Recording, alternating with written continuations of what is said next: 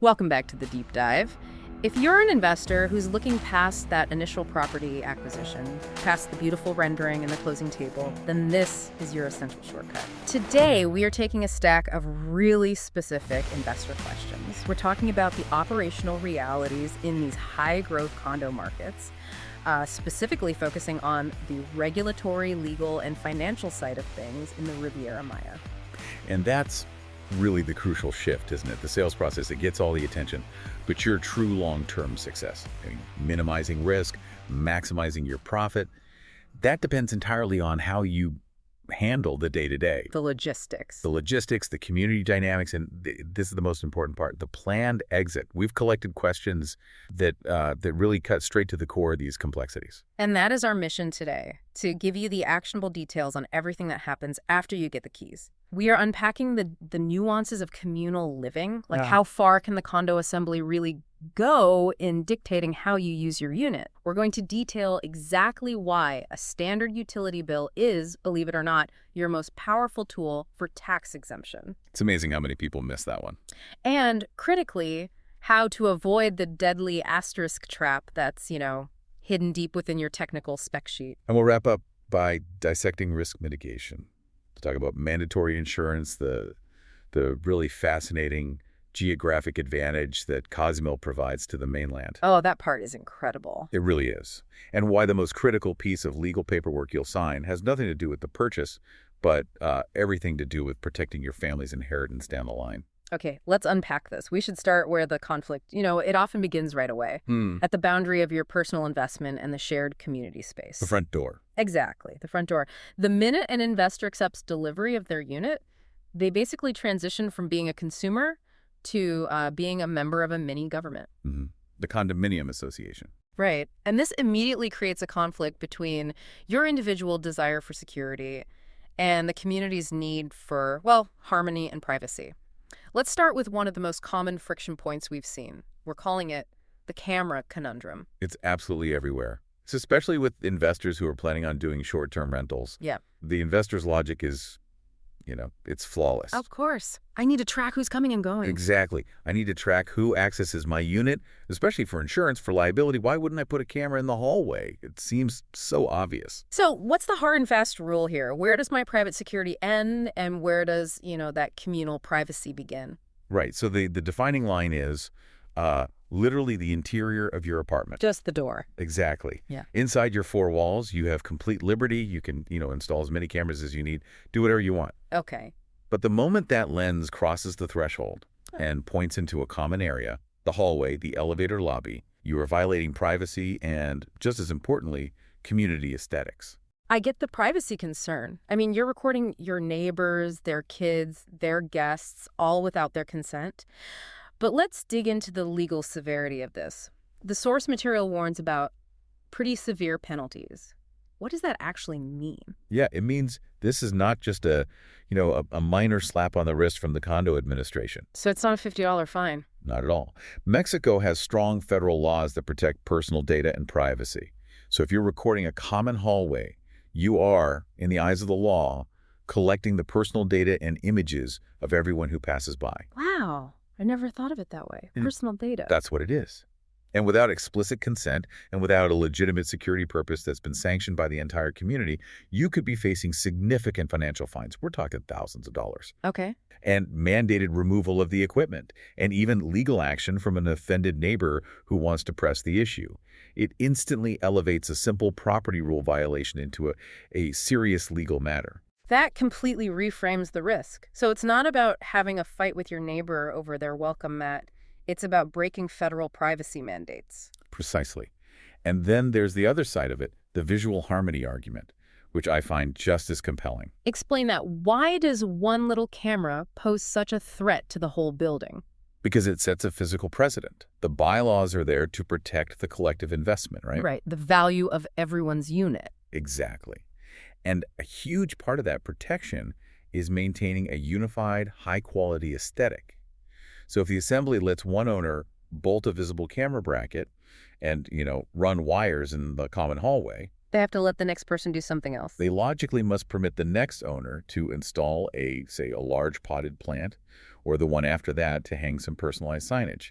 As the analogy from the source suggests, the visual space very quickly devolves into a total mess. And that lowers the collective perception of quality. And therefore the collective property value. It makes the building feel cheap and disorganized. So if an investor still feels they absolutely need that entry and exit tracking for their rental, what is the compliant workaround? The universally recommended solution is the digital electronic peephole camera. Ah, I've seen those. Yeah, they're great. These devices are self-contained within the door frame, they're very minimal in size, and they face outward just enough to capture whoever's directly at the door. So they're not panning down the entire hallway, recording Mrs. Smith from 3B. Exactly. They maintain the visual harmony of the door, and they significantly mitigate that broader privacy intrusion because their scope is so limited. They track access without dominating the common space. But let's say an investor is just insistent. They believe a fixed external camera is absolutely essential for their business. How do they navigate the legal requirement? They have to go through the proper democratic process of the community. It's the only way. The owner's assembly. Yes. This means consulting and gaining explicit permission from the condo owners' assembly. And this is not a casual meeting, over coffee. No. It often requires a formal notice of meeting. Yeah. You have to achieve quorum, which is a minimum number of owners present or represented, and then you have to secure a majority vote. Sometimes, depending on the bylaws, it's even a supermajority to approve a modification like that. And if they skip that step? If they skip it, they are entirely exposed to all those legal penalties we just discussed. It's a collective decision because the space belongs to the collective. Simple as that. This idea of community consensus and modification, that's a perfect bridge to the next topic. Let's talk about the bylaws and the role of the community more broadly, especially when it comes to pets. I thought the source material's observation on this was fascinating. The global trend of fewer children and more little dogs. This has to be impacting property design everywhere. Oh, absolutely. So are most new developments in the Riviera Maya, are they pet-friendly now? Yes, generally speaking, they are. Modern developments are responding to this huge cultural shift and are typically designed from the ground up to be pet-friendly. But this is where the nuance really begins. See, the developer provides a foundational set of bylaws. It's like the basic constitution for the building, if you will. The skeleton. The skeleton, exactly. It covers the fundamental things, like how maintenance fees are calculated, general operating hours for the pool, liability stuff. But those basic rules are never comprehensive enough for day-to-day life, are they? Never. They're skeletal. They don't cover the specifics that lead to friction between neighbors. Noise levels, specific pool hours, whether you can hang your laundry on the balcony, or, crucially, the detailed rules for animals. So who decides those limits? The community itself is done through the owners' assembly. So the community assembly gets together and decides, for instance, that while dogs are allowed, they have to be under, say, 20 pounds. Precisely. The assembly establishes the specific limits, any registration requirements, and a structured fining system for violations. They define the types of animals allowed. It's humorously noted in the source that you can't bring exotic animals like jaguars or giraffes. Chuckles. Good to know. But the regulation is serious. It prevents pets that might pose a danger or require some kind of specialized disruptive upkeep. They might mandate leash rules or designated pet relief areas or even specific elevator usage for owners with pets. This really highlights the immense power of the assembly. So the rules that the developer gives you when you buy, they're really just a starting point. That is the single key takeaway for any investor buying into a condo. You are buying into a living legal document. The rules can change. The owners, by majority consensus, can add, modify, or even revoke rules. So a building could start out as pet-friendly. Right. If a community initially welcomes pets, but then a few years later they find the noise or the sanitation burden is just too high, the owners can vote to introduce much stricter rules. Or even ban them. Or even potentially revoke the pet-friendly status entirely. Now, that's complex, and it has to follow the process and not violate fundamental private property rights, but it's possible, especially for new residents. The common areas and noise levels are absolutely regulated by the assembly. So the community might think X today. Let's say they allow large dogs. But if a few incidents happen, they can collectively vote Y tomorrow and suddenly restrict all new dogs over, say, 20 kilograms. You've got it. So your engagement isn't just advisory. It's essential to protecting the operational viability of your investment. It means you can't be an absentee owner, at least not an absentee decision maker. Right. You cannot just buy the apartment and then ignore the quarterly assembly meetings. Yeah. Because that is the room where the rules governing your rental income, your security, and your daily life are being decided. Okay, that covers the daily logistics. Let's pivot now from rules to the reason we're all here, the end game. The financial payoff. Exactly. When you sell a successful investment after 5 or 7 years, the profit, that appreciation, can be substantial. But the tax bill can be just as substantial if you haven't planned ahead. Mm-hmm. We need a detailed understanding of the income tax on sale, or what's known as ISR in Mexico. Right. ISR is the seller's liability, and it's paid upon the transfer of the property title. The tax is calculated against the appreciation or the gain that you made during your ownership period. And the initial rates, well, they can look pretty daunting. What are we talking? You're levied either 25% on the total sale price, which is rarely the preferred method for obvious reasons, or up to 35% on the calculated net profit. Let's break down that net profit calculation. What gets deducted before that 35% tax is applied? I think this is where people get confused. It is.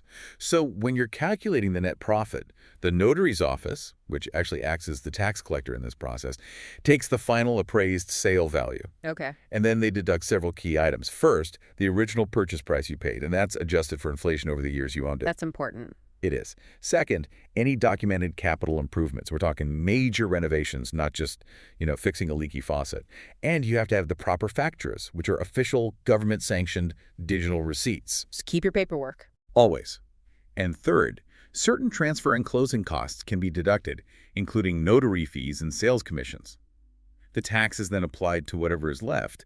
That is the appreciation after all those documented deductions. Even after those deductions, 35% of a large appreciation number, which is common in these high-growth areas, that is a massive hit to your return on investment. That's huge. This leads us directly to what the source material calls the golden strategy, the tax exemption strategy, which is achieved by proving primary residence status. This is truly where the strategic investor separates themselves from the pack. Yeah. If the seller can demonstrate two things: one, that they are a tax resident in Mexico, and two, that the property served as their primary residence, they can claim a significant tax exemption on that ISR. Now, is this only available to Mexican nationals, or can foreign investors take advantage of this? Foreign investors who have established tax residency, and that often requires a specific visa status and fiscal registration with the government, can absolutely use this. The key is establishing that residency status first, and then proving the property's use. Let's talk about the value threshold, because that's got to matter. Yeah. Does this exemption apply to, super high-end luxury condos? That's a great question. The exemption limit is based on something called UDIs, Unidades de Inversión, or investment units. Okay, what are UDIs? Think of them as a financial instrument the Mexican government uses to adjust values based on inflation. It's a sort of inflation-proof unit of account. So because the limit is based on UDIs, the actual peso amount of the exemption threshold automatically increases with inflation every year. Ah, so it protects the investor's gain over time. The goalposts keep moving. Precisely. And the source material confirms that the vast majority of mid to upper tier investment apartments in these tourist zones, the typical 3 to 6 million peso range, they fall comfortably within this exempt limit. So for most investors listening, this isn't just a partial discount. Not at all. It often wipes out the entire ISR tax liability on the capital gain. It can be 100% exemption. Now for the critical question, this is the one I've been waiting for. If an investor is using the unit as a vacation rental 90% of the time, generating income, how do they legally prove it's their primary residence without actually living there full time? This is the operational magic. The essential primary document required by the notary and the tax authority, which is called SAT, to prove habitual residence is the CFE bill. The electric bill. The electric bill. The Comisión Federal de Electricidad bill. If that bill is registered in the seller's name for that specific address, it acts as irrefutable proof of primary residence status in the eyes of the tax mechanism for this specific exemption. That single piece of paper is the key that unlocks potentially hundreds of thousands of pesos in tax savings. It is. But let's get into the nitty-gritty. If I'm a foreign investor setting up a rental, how do I ensure the CFE bill is in my personal name and not, say, the name of the previous owner or the developer? That process is administrative, but it is absolutely vital. During the closing and delivery process, the investor has to coordinate with the developer or a local administrator to formally transfer the CFE contract into their name. What does that involve? It requires your notarized deed and your official identification. And sometimes, CFE offices can be a little bureaucratic, especially when they're dealing with foreign ID, but it must be done. Failure to have that bill in your name means you forfeit the entire tax advantage, period. What about alternatives? Let's say the CFE bill is delayed for some reason. Can you use the water bill or your bank statements? The CFE bill is the gold standard. It's the strongest, most standardized proof for this specific real estate tax exemption. Now, while some notaries might accept an alternative utility bill or local bank statement showing the address, those are often considered secondary proof. So you're introducing risk. You're introducing risk. Relying solely on them is a gamble. The CFE bill is the standard because it directly proves electricity consumption at the residency address, and it's tied directly to the seller's name. Okay, here is where we have to introduce the critical challenge. If an investor is clearly operating a very successful rental property and then claiming primary residence status once every 3 years, how does SAT, the Mexican tax authority, police this? I mean, isn't this an easily abused loophole? It is a critical risk to acknowledge, and you have to be smart about it. The SAT is getting more and more sophisticated. While the CFE bill acts as the necessary proof for the notary to authorize the exemption at the time of sale, Right. the SAT always retains the right to audit that transaction later. The main red flag for them is inconsistency. For example? For example, if the owner claims primary residence, but their income tax filings in Mexico, if they're filing them, show zero expenses related to living there. Yeah. Or if their rental income filings clearly show 360 days of tenant occupancy for that year. That's going to trigger an audit. It could absolutely trigger an audit. So the savvy investor has to maintain a paper trail that supports the claim of habitual use, even if it's just intermittent. You have to genuinely use the property for some personal stay. Absolutely. It's a risk mitigation game. The legal structure allows for the exemption, but it requires the investor to make sure their total fiscal profile doesn't just scream abuse. You're leveraging a legal distinction that was intended for homeowners, but you're applying it to an investment property in a mixed-use strategy. Okay, so let's summarize the whole thing. The mixed investment strategy. You generate strong monthly cash flow from short-term rentals, maximizing your operational income. And then after maximizing appreciation, you cycle the asset every 3 years using that CFE bill to exempt the capital gains tax. That is the engine. And that 3-year frequency limit is vital. You cannot cycle assets every single year using this exemption. You must wait a minimum of 3 years from the date of your last exempt sale to qualify again. So that dictates your whole strategy. It dictates your optimal holding period and your exit timing for maximum efficiency. It forces a medium to long-term investment outlook rather than short-term flipping. It really transforms the electric bill from just a monthly expense into this incredibly powerful strategic financial tool. Understanding that one document's power is, I argue, the most valuable takeaway for an investor focused on wealth accumulation in Mexico. Moving from proactive tax planning to more reactive asset protection, risk mitigation. This starts from day one of construction, and it continues right through the unit's entire operational life, relying very heavily on proper insurance. Let's tackle insurance during construction. Investors often focus on the developer's reputation, but what financial mechanism provides mandatory protection during the build phase? It comes down to the financing.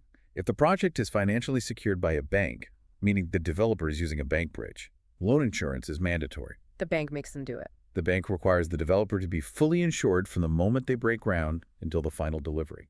It's non-negotiable because the bank needs to protect its collateral. This policy typically covers all risks: fire, natural disasters, theft of materials, even civil engineering failures that might halt or compromise the structure. So, if a major storm hits a site that's financed by a bank, the bank's insurance covers the damage and ensures the project can be completed, which protects my pre-sale money. Precisely. And this provides a very strong risk indicator for you as an investor. Developers who are building exclusively with pre-sale cash funding. No bank loan? No bank loan. Yep. They are very likely, as the source says, not to carry comprehensive insurance during construction because there's no mandatory lender requiring it. And in that scenario? In that scenario, if a major structural incident occurs, say a severe hurricane or a construction accident, the financial risk lands squarely on the developer. And if they lack the capital to fix it, it ultimately impacts you, the presale buyer. It could lead to significant delays or even, in a worst-case scenario, abandonment of the project. That makes bank financing not just a vote of confidence in the developer, but an essential risk barrier for the investor. Okay, so once the unit is delivered, the insurance framework changes completely. What happens post-delivery? The developer's construction policy expires.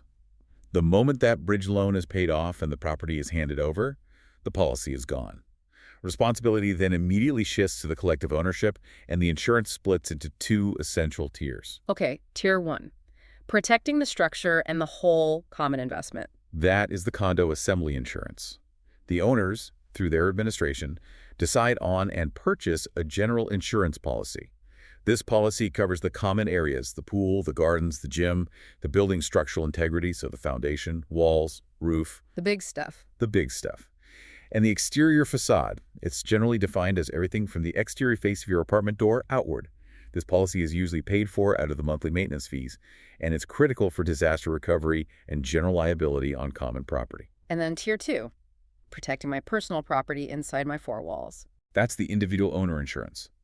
The structure may be protected by the assembly, but each owner is individually responsible for ensuring their specific private square footage. This includes all your contents, your furniture, your internal equipment, and personal liability within the unit. Okay. However, the source does note that administrations often arrange group packages for internal insurance with the same carrier that covers the common areas. This can be significantly cheaper because the insurance company is already familiar with the risk profile of the building. That's a good tip. Let's pivot to the Caribbean climate. The threat of hurricanes is constant, but the source material highlights this critical geographic defense mechanism that reduces the risk profile for investors in Playa del Carmen specifically.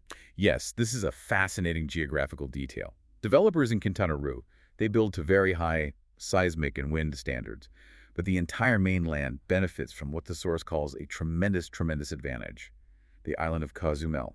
How exactly does Cozumel act as this tremendous barrier? So Cozumel is situated directly offshore, and it runs parallel to the coast. Hurricanes typically approach the mainland from the east, coming across the Caribbean Sea. Right into Cozumel's path. Cozumel is sitting right in the path.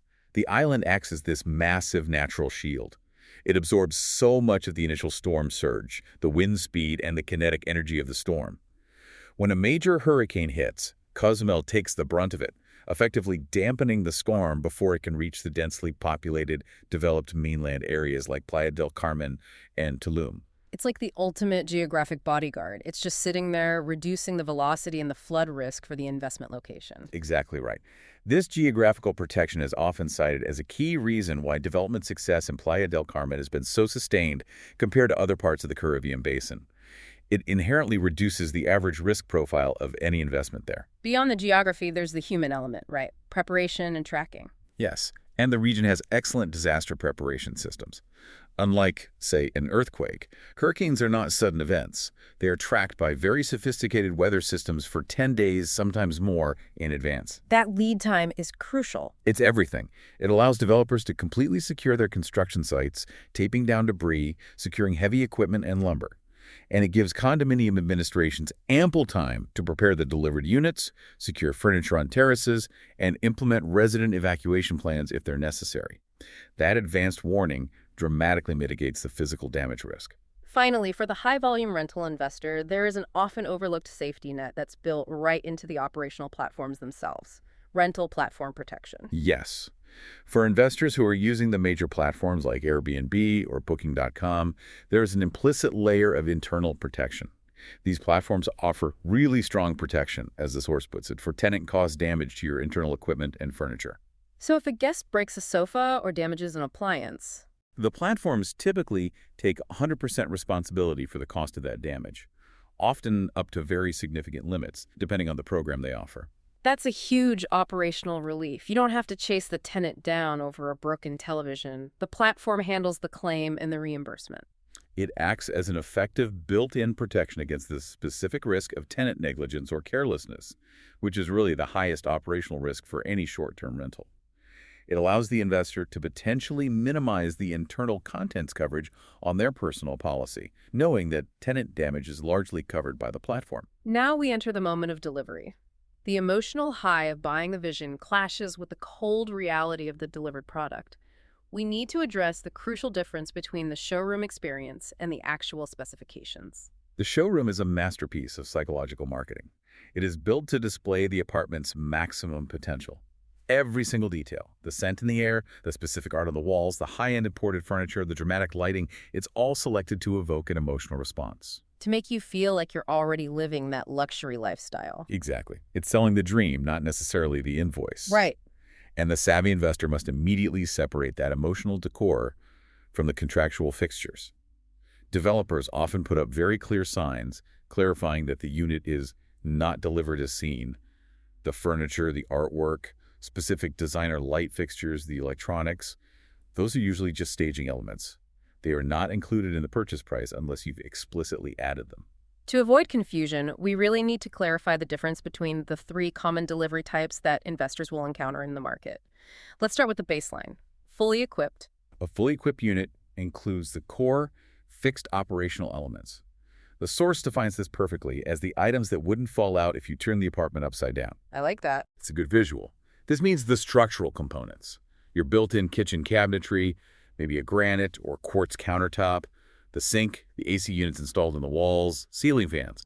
These are usually non-negotiable fixtures, but the brands and quality, is it a premium Samsung fridge versus an economy local brand?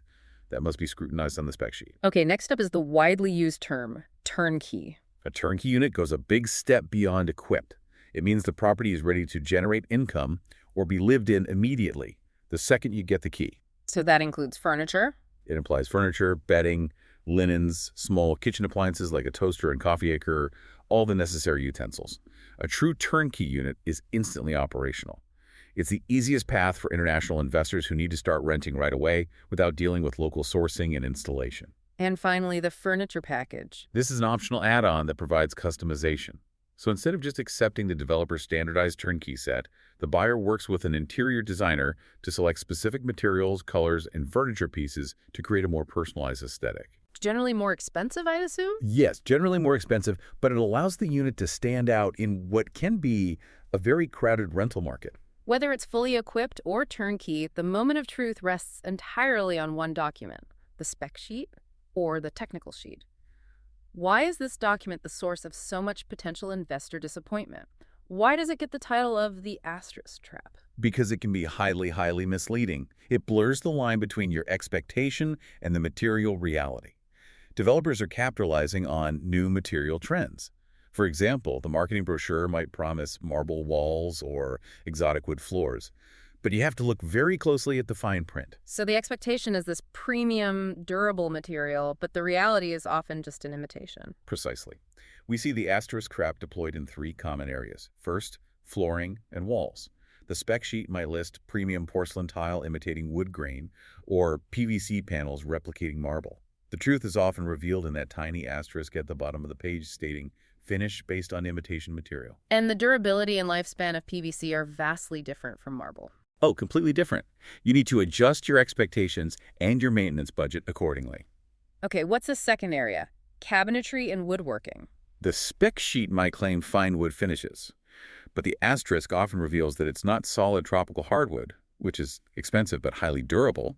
It's actually MDF, medium density fiberboard, or a veneer with a specific laminate on top. And for a vacation rental unit in high humidity? Exactly. A unit subjected to constant high humidity and frequent cleaning, using a cheaper material like MDF instead of solid wood, significantly increases the long-term risk of it warping and needing to be replaced much sooner. And the third area, appliances and fixtures. You need to know the specific brand and model number of the refrigerator, the AC units, the faucets.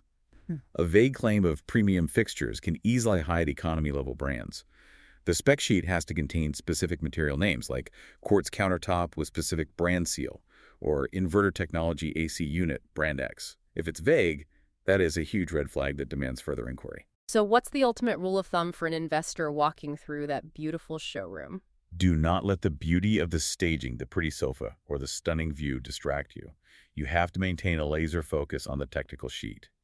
You need to know if you are paying for real stone that requires specific maintenance, or a durable quartz, or a cheaper imitation that will need earlier replacement. And the choice should match the use. Absolutely. The material choice has to align with your intended usage. A durable, stain-resistant quartz or porcelain is often a far, far better choice for a high-volume vacation rental than natural marble, even though marble is more luxurious. The focus must be on durability and reducing your long-term maintenance costs. We shift now to the final and perhaps most sensitive aspect of investing, the long-term legal and family implications. This is all about ensuring the asset you've worked so hard to acquire continues to benefit your family seamlessly. Let's start at the beginning, co-ownership. If a family or maybe some business partners want to pool their resources, how does that process work? It's entirely possible, and actually very common, to buy property in co-ownership. The deed itself can be registered to multiple individuals, say a married couple and their 2 adult children.